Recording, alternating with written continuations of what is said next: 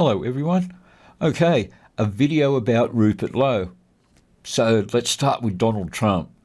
I've mentioned before that I'm not a fan of Trump's involvement in the Middle East-Israel thing, but that's another story. But even if I were to never agree with another thing Trump ever does or says, I'll still always be grateful for a cultural shift that I believe his power and influence as a two-time president helped to create in the West, in concept at least, during his first presidency. And the number one issue he ran on to win his second presidency, immigration. Let's remember, Trump said, if you elect me, I'll get all the illegals out of the country and deal with the enemies of America that live within. He was duly elected on that campaign platform above all others. The fact that he won so convincingly on such a campaign promise shows the response across Western civilization to the issue of illegal immigration. But let's be real, even levels of legal immigration over recent decades have raised concerns from many voices throughout the West due to what one can only describe as irreconcilable differences between our Western legal, moral and cultural expectations and standards to those of countries and traditions from, let's say, Islamic cultures, but also those with socialist or communist aspirations. They don't belong in the West either, I'd proffer. And of course, genuine third world shitholes like where Miss World War XI comes from. I spoke of Trump first before Rupert because he's been the obvious focus and arguably architect of the mass deportation of illegals era, so to speak. I'd argue that it's been his leadership in the US that's allowed people in other nations to have the courage to say, actually, we don't like you importing millions of migrants of third world cultures into our culture en masse. And instead of the reaction to being accused of being a racist by the left as one of social fear, everyone is realising that they can simply ignore that and just get on with the business of repatriating people to the homelands that they've demonstrated that they actually have more of an allegiance to, that they still want to wear the clothes of, that they want to maintain their own ethnic, religious and cultural allegiances to, that immigration populations of the modern era don't want to assimilate, that they seek to form parallel societies within the geographical zones and form enclaves where they can become the majority.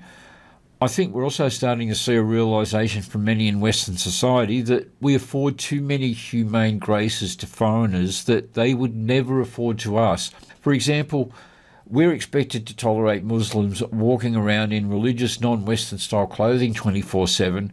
So, okay, does that mean then Western girls can show up on a Dubai beach in their bikinis?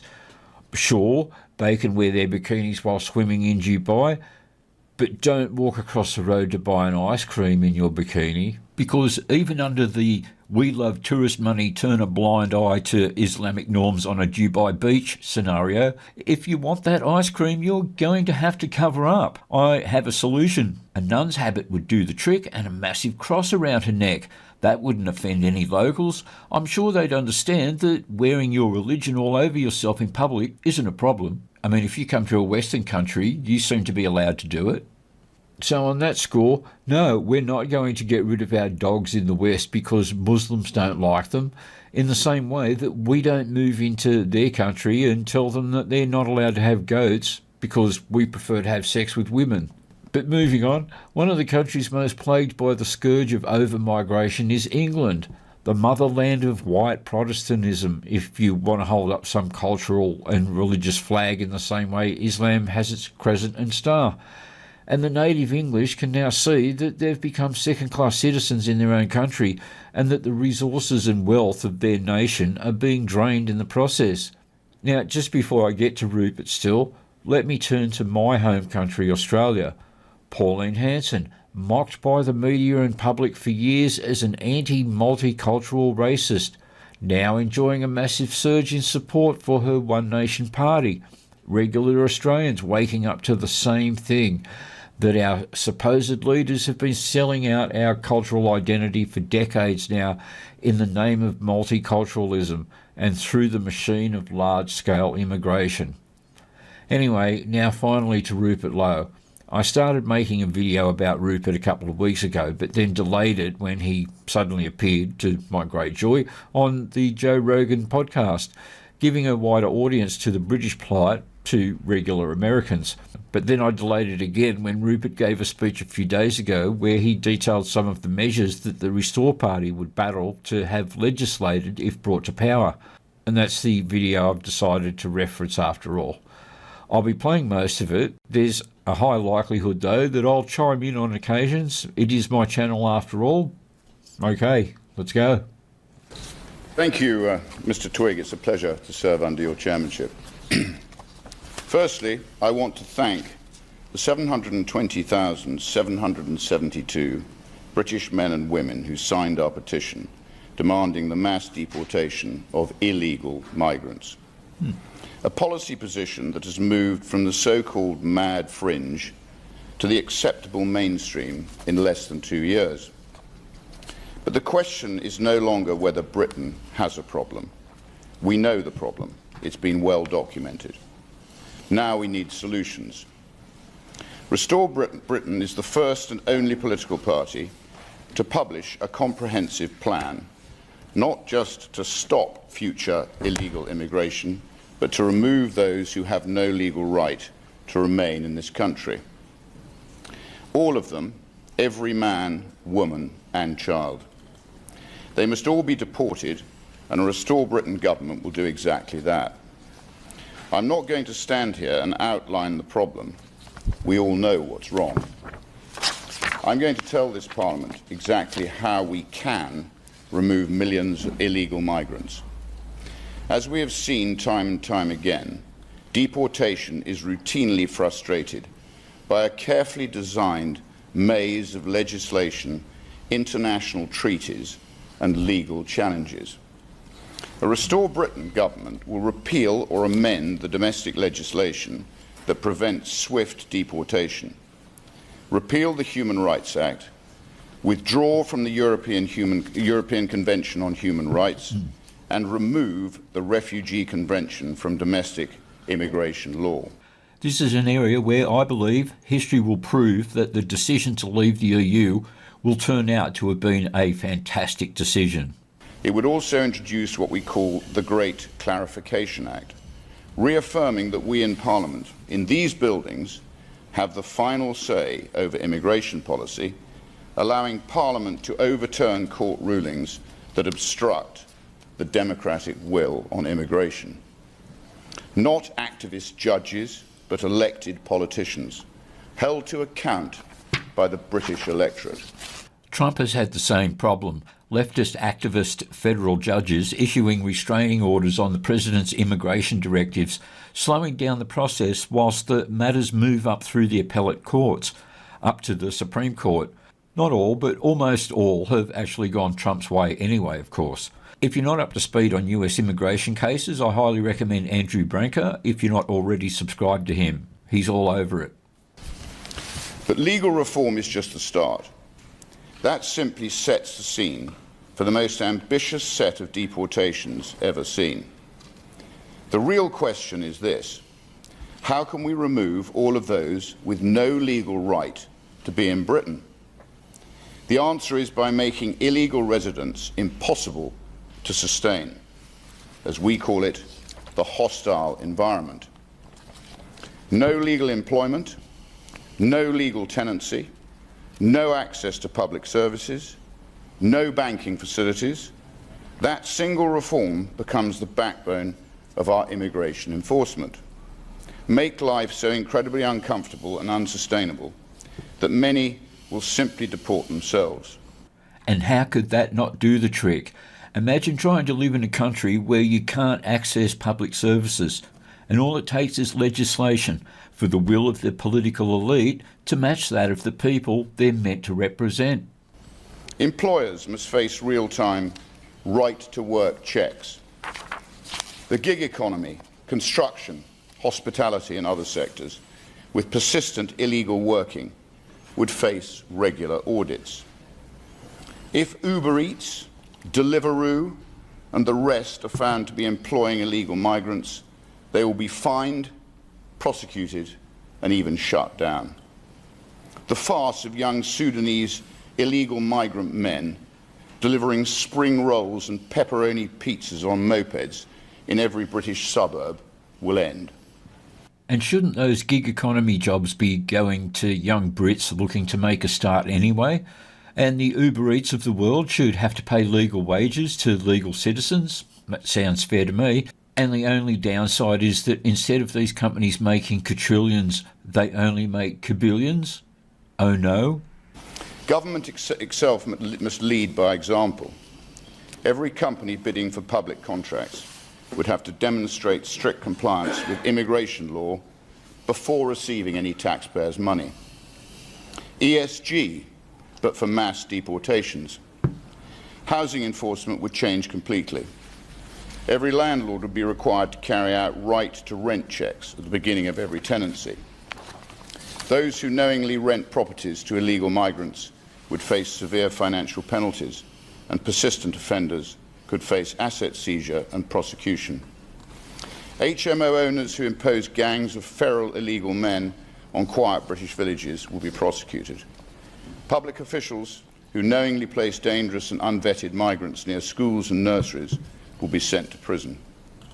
Homelessness legislation must also be amended so that illegal migrants are no longer recycled through local authority housing systems, but instead enter the immigration enforcement process. We will not house illegal migrant tramps, we will deport them. It's really that simple. Ah yes, just think of all that extra housing availability. Imagine how much housing affordability in both rental and purchases would drop for actual Brits. Healthcare would no longer operate as a loophole. So-called safe surgeries must end. Proof of lawful status must become a requirement for routine NHS access. Illegal migrants in hospitals will, as they should now be, reported to immigration enforcement. We are not evil. Emergency care will be provided, but they will be then deported as soon as it's medically safe to do so.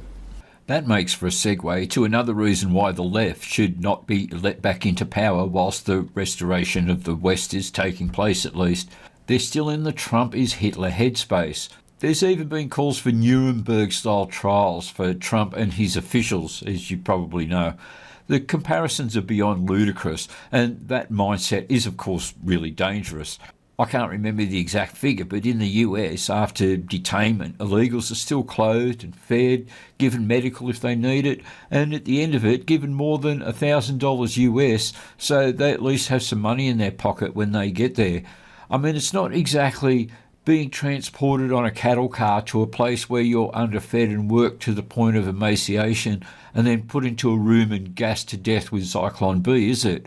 I mean, correct me if I'm wrong, but they sound like vastly different outcomes on a humanitarian level, don't they? So there is no comparison. There's no Nazism in repatriation. Across government departments, the departments will finally begin sharing data. The Home Office, HMRC, the NHS, local councils, the DWP, banks. Instead of operating in silos, government will work as one system to identify those with no legal right to remain. The full power of the British state will be directed to implement this one policy, mass deportation. Financial enforcement would become another powerful tool. Banks would verify immigration status before accounts are opened. Existing accounts without lawful status will be frozen or closed. The hostile environment measures will force out hundreds of thousands. A concurrent programme of enforced deportations will be implemented alongside this to remove the rest. Restore Britain proposes a major expansion of immigration enforcement, recruiting thousands of additional officers, drawing on former police officers, military veterans, and experienced investigators. A specified recruitment campaign for military veterans will be implemented, drawing former soldiers into field enforcement roles. Detention capacity would be expanded dramatically, including the use of purpose-built detention facilities capable of holding thousands awaiting removal. Commercial airlines will continue to be used where appropriate. Dedicated charter flights would become routine. Military transport aircraft would also be available where operationally necessary. Time will not be wasted. Specialist, I will give way. Oh, here we go. He said the magic words detention facility. And of course the leftist in the room goes, detention facility? That sounds enough like a Nazi concentration camp to me. I better appear outraged and say something. I'd just like to understand this point about detention centres and how many places would be required and over what period. And given the fact that the last government didn't manage to build except one new prison in 14 years. Yeah, actually, love, there is a difference between the words different and couldn't. Just because they didn't build more than one prison in that time doesn't logically follow that they couldn't build more than one. They just didn't. Of course, the best way to counter didn't do it is to do it, isn't it? Duh. And that's setting aside that a detention facility isn't a prison. A prison is long-term. A detention facility is temporary. How the Honourable Gentleman thinks this is even feasible. Thank you. Well, thank you for your intervention. I'm not going to go into detail. It's all in this document. I'll give you one to take away with you. Time will not be wasted. Specialist detention facilities will be constructed near airfields to hasten the process. Britain will negotiate far stronger bilateral return agreements while working with allies to create a deportation NATO, a coalition of like-minded countries applying coordinated diplomatic and economic pressure on governments that refuse to accept back their own citizens. Harmonised visa sanctions, coordinated suspension of visa issuance, foreign aid suspension, targeted trade measures and tariffs, remittance and dividend controls and taxation, rapid response returns task force. Pakistan would be the first country to feel the full force of these measures. Sanctions from a single country are easier to absorb, but a unified bloc of economies and travel markets creates systematic and severe pressure. Coordinated restrictions would also close loopholes, whereby nationals bypass one state's measures by moving to another jurisdiction, all delivered alongside the credible and proven threat of action. Do it once hard enough, and it wouldn't be required again. We must also revoke all asylum grants awarded following illegal entry and retrospectively revoke protection so that those individuals are also removed. If you arrive in Britain illegally on a small boat, you will be deported, regardless of what your current status may claim. People ask whether this is achievable. Restore Britain says yes, but only if government finally demonstrates the robust political will required. What about cost? Britain is already paying billions every year on accommodation, billions on asylum, billions on public services for illegal migrants, billions supporting people who have no legal entitlement to remain here. In the short term, ending those long-term costs will offset the expenditure required to carry out removals, with estimated annual savings of more than £12 billion once the programme is complete. Put simply, mass deportation pays for itself. It's popular, it's cost-effective, and it's possible. I have just one question for my fellow MPs. What are we all waiting for? This is a costed, comprehensive, and legally sound plan that will, as those 720,772 British patriots demand, remove the illegal migrant population. We have outlined exactly what needs to happen in excruciating detail. It can be done, it must be done, it will be done. Thy kingdom come.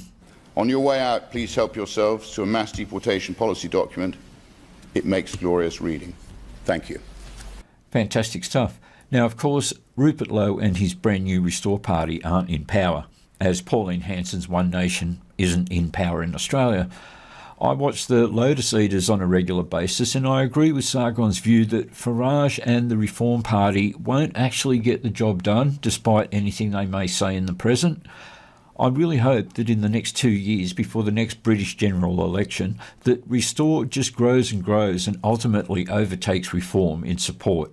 In my view, Rupert Lowe is the true man for the job. Just before I bail, Please hit the like and subscribe if you're new. I'm a demonetised channel, so any support, especially a regular couple of dollars per month on Set and Forget, would really help me a lot. And of course, a huge thanks to my small amount of PayPal and Patreon supporters who do just that. Thanks guys once again. If you do go for the Patreon option, there's a whole bunch of my original music on there that's never been on the channel. You can listen to those and even download them for free if you actually wanted some Gary Orsum to add to your devices and playlists. Anyway, I think I'm done for this one. Thanks for watching.